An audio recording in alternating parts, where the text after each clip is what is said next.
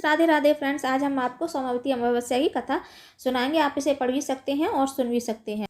एक गरीब ब्राह्मण परिवार था। उस परिवार में पति पत्नी के अलावा एक पुत्री भी थी। वह पुत्री धीरे धीरे बड़ी होने लगी। उसी पुत्री में समय और बढ़ती उम्र के साथ सभी स्त्रियोचित गुणों का विकास हो रहा था। वह लड़की सुंदर, संस्कारवान एवं गुणवान थी, किंतु गरीब होने के कारण उसका विवाह नहीं हो पा रहा था। एक दिन उस ब्राह्मण के घर एक साधु महाराज पधारे। वो उस कन्या के सेवा भाव से काफ़ी प्रसन्न हुए। कन्या को लंबी आयु का आशीर्वाद देते हुए साधु ने कहा कि इस कन्या के हथेली में विवाह योग्य रेखा नहीं है। तब ब्राह्मण दंपत्ति ने साधु से उपाय पूछा कि कन्या ऐसा क्या करे कि उसके हाथ में विवाह योग्य बन जाए। साधु ने कुछ देर विचार करने के बाद अपनी अंतर्दृष्टि से ध्यान करके बताया कि कुछ दूरी पर एक गांव में सोना नाम की धोबिन जाति की एक महिला अपने बेटे और बहू के साथ रहती है, जो बहुत ही आचार विचार और संस्कार संपन्न तथा पति परायण है। यदि यह कन्या उसकी सेवा करे और वह महिला इसकी शादी में अपने मांग का सिंदूर लगा दे, उसके बाद इस कन्या का विवाह हो तो इस कन्या का वैधव्य योग मिट सकता है। साधु ने यह भी बताया कि वह महिला कहीं आती जाती नहीं है। यह बात सुनकर ब्राह्मणी ने अपनी बेटी से धोबिन की सेवा करने की बात कही। अगले दिन ही कन्या प्रातः काल ही उठकर सोना धोबिन के घर जाकर साफ सफाई और अन्य सारे काम करके अपने घर वापस आ जाती है।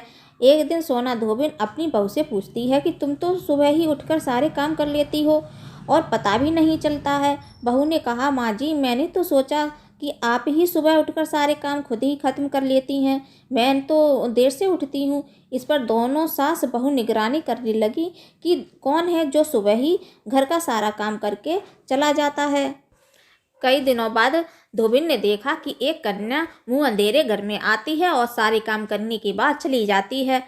जब वह जाने लगी तो सोना धोबिन उसके पैरों पर गिर पड़ी।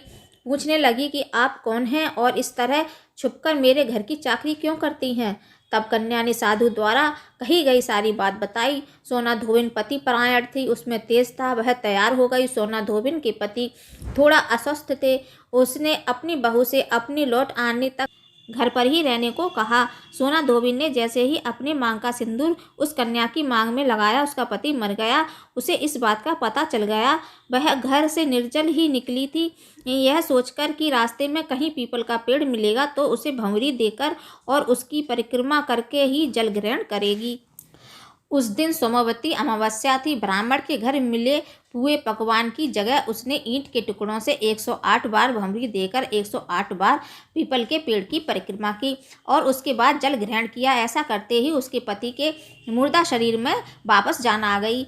धोबिन का पति वापस जीवित हो उठा। इसलिए सोमावती अमावस्या के दिन से शुरू करके जो व्यक्ति हर अमावस्या के दिन भंवरी देता है, उसके सुख और सौभाग्य में वृद्धि होती है।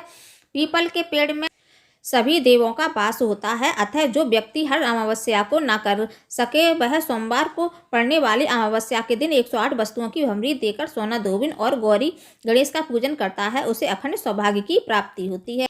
ऐसी प्रचलित परंपरा है कि पहली सोमावती अमावस्या के दिन दान, पान, हल्दी, सिंदूर और सुपारी की भंवरी दी जाती है।